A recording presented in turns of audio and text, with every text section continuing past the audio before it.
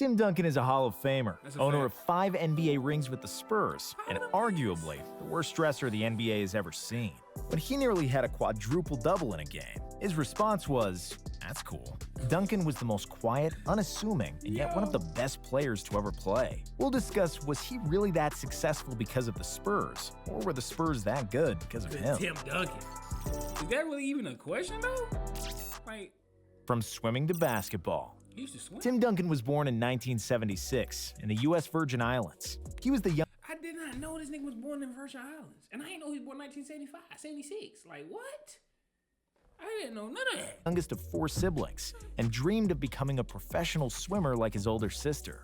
Tim was extremely talented. His sister, a professional swimmer. See, bro, most of these athletes, NBA, NFL, anywhere, bro, they got family member that did something. It's in the genes, bro. The grand plan was to compete at the freestyle events in the '92 Olympics in Barcelona. However, after a hurricane destroyed the only Olympic-sized pool on the island, Tim had to make other plans. Because of his fear of sharks, he didn't want to train in the ocean and decided to pick up basketball at the age of 14. Duncan was awkward and raw at first, but he was also a quick learner, and after a 10-inch growth spurt, he soon became the best player in the Virgin Islands. Duncan averaged 25 points, 12 rebounds, and 5 blocks per game as a senior. After which, he accepted a scholarship offer to attend Wake Forest University. 4 years at Wake Forest, after a promise to his mother.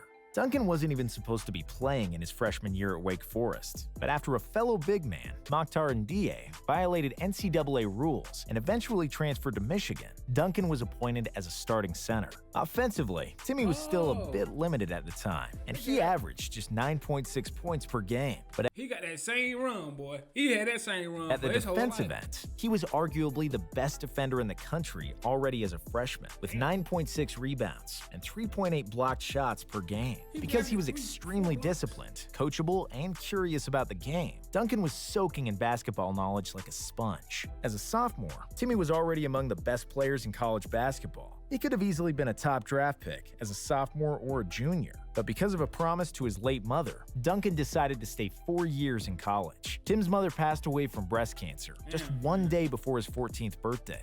Dang, man. Rest in peace, Mom. On her deathbed, he promised her he would finish college and get a degree. In his 4 years at Wake Forest, Duncan averaged 16.5 points, 12.3 rebounds, and an incredible 3.8 blocks per game. Timmy was a 2-time ACC Player of the Year and a 3-time All-American, and a winner of back-to-back ACC titles with Wake in 1995 and 1996. The first the program won since the 1960s. Tim led the Deacons to the NCAA tournament every season, and as a senior in 1997, he won All-National Player of the Year honors and had half the NBA dreaming of landing the first pick. The fate would have it that the Spurs won the draft lottery, and Duncan moved to San Antonio at the age of 21, which would also become his jersey number, now hanging from the rafters in the AT&T Center, dominating the league from the get-go, and 4 NBA titles. 4 years of college had paid their dividends when Timmy got to the NBA. He was no ordinary rookie, and Charles Barkley has said it best: "I have seen the future, and he wears number 21. Duncan finished his first season with 21 and 12 and 2.5 blocks. He was named an He averaged 21 and 12 as rookie All-Star, Rookie of the Year, and made the All-NBA first team, which is a feat only he and Larry Bird accomplished in the last 50 years. The Spurs lost in the playoffs to the Jazz, who went to the finals, but they would come back with a vengeance. In a lockout-shortened season, Duncan and the Spurs secured the first seed, and they steamrolled through the playoffs. They've only lost 1 game before the finals, where they beat the Knicks in 5 games. The Spurs won their first championship in franchise history, and Duncan deservedly won the finals MVP with 27 points, 14 rebounds, and 2.2 blocks on 54% shooting. He won. I don't know ball like I supposed to know. I didn't know he won finals MVP in his second year in the league. But Tim Duncan might be more than top 10 player of all time. He might be creeping. After the series, Pop congratulated the Knicks head coach Jeff Van Gundy and told him, "Hey, don't feel bad. I had Tim Duncan on my team. You didn't." In the next 3 seasons, Duncan's individual numbers grew, and he won the MVP in 2002. But the Spurs couldn't get past Shaq and Kobe. Timmy repeated as the MVP in the 2000s. That's his wife? I knew he was a Snow Bunny lover.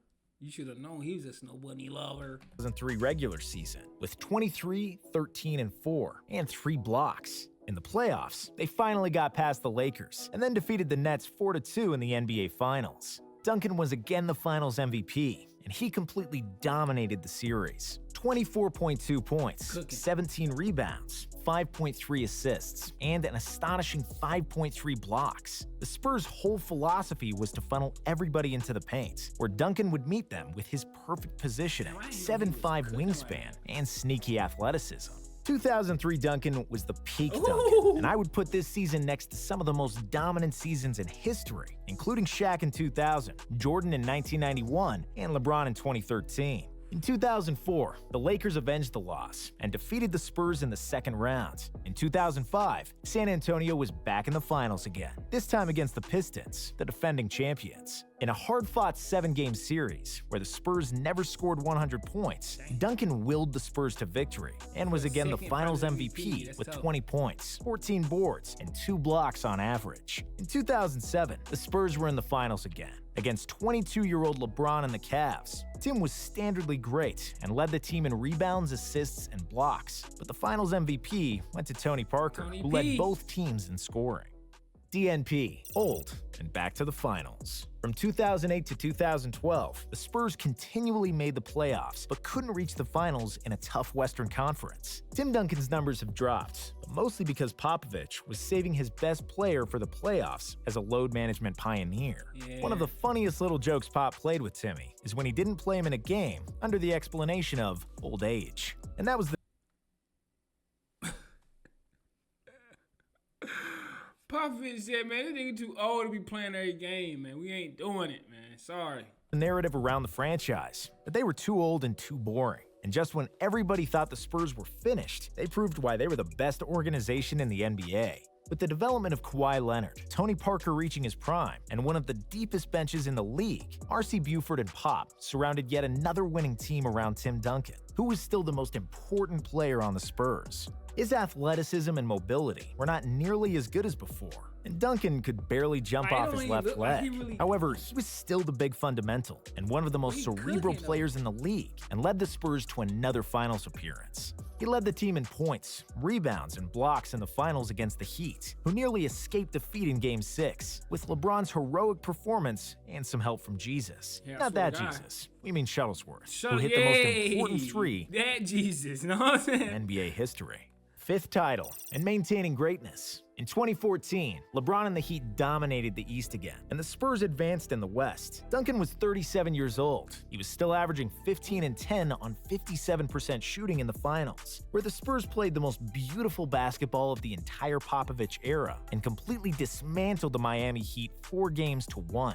Next season, at the age of 38, Timmy made All-NBA third team and All-Defensive second team, which shows how much he was dedicated to basketball and how great he was as a player. After that, his body finally couldn't take it anymore, and we've seen Father Time catch up to Tim Duncan in 2016, when he played the last game of his career at the age of 40. Swimming with Coach I ain't gonna lie, I understand though why he not ranked as high, because he did let Tony Parker get the Finals MVP over him. He wasn't the most dominant player every year on his team, but he won 2 Finals MVPs, 5 ships. Tim Duncan's greatness is always linked to San Antonio, and vice versa. A question that's often asked, if Tim Duncan would be so good without the great Greg Popovich and the most stable organization in American sports for the last 20 years. The Spurs were the Patriots of the NBA. Tim was their Tom, and Pop was their Bill. When asked what the secret of his success is, Pop will always say he was lucky that Tim Duncan fell into his lap in the second year as the Spurs coach. There is some truth in that, because the Spurs never reached the finals without Duncan. But as much as Timmy made Pop a coaching legend, Pop made Timmy a playing legend also. Duncan would have been great if he ended up anywhere, but the main man of San Antonio has allowed him to be even better than great. He pushed him to become a legend and one of the 10 best players of all time. When Pop yelled at Duncan at the practices and games, he stoically took the verbal abuse from his coach, while he was the best player in the world. The others had no choice but to follow suit. And that's why Duncan and Popovich were made for each other. Pop showed that he is special when he visited Duncan in the Virgin Islands after the draft lottery and went swimming with him in St. Croix.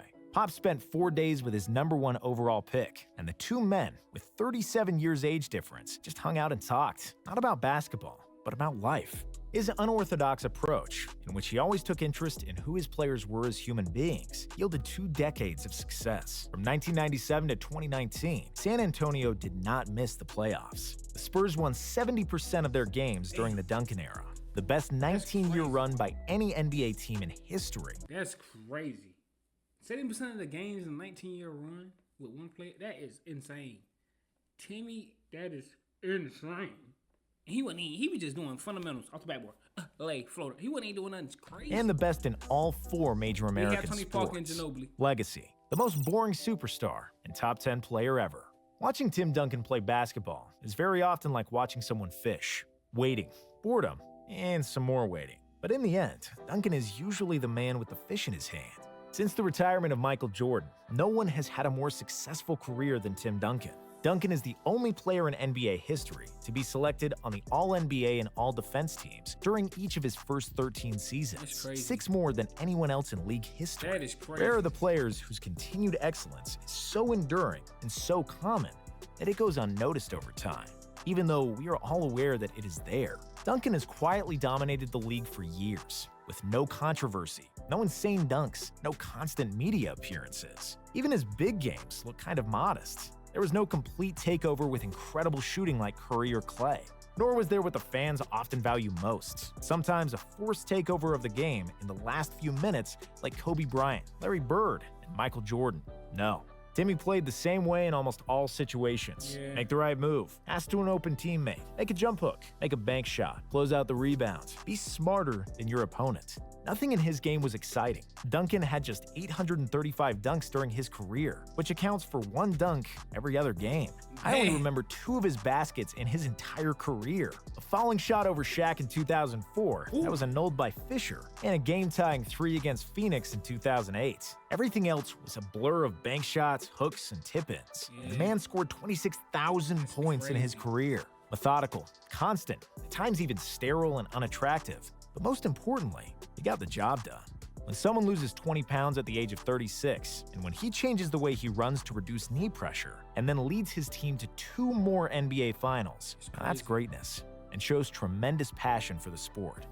Duncan gave multiple discounts to the Spurs so they could spend on other players. On and off the floor, he almost always did the right thing. Everything was simple and maximally efficient.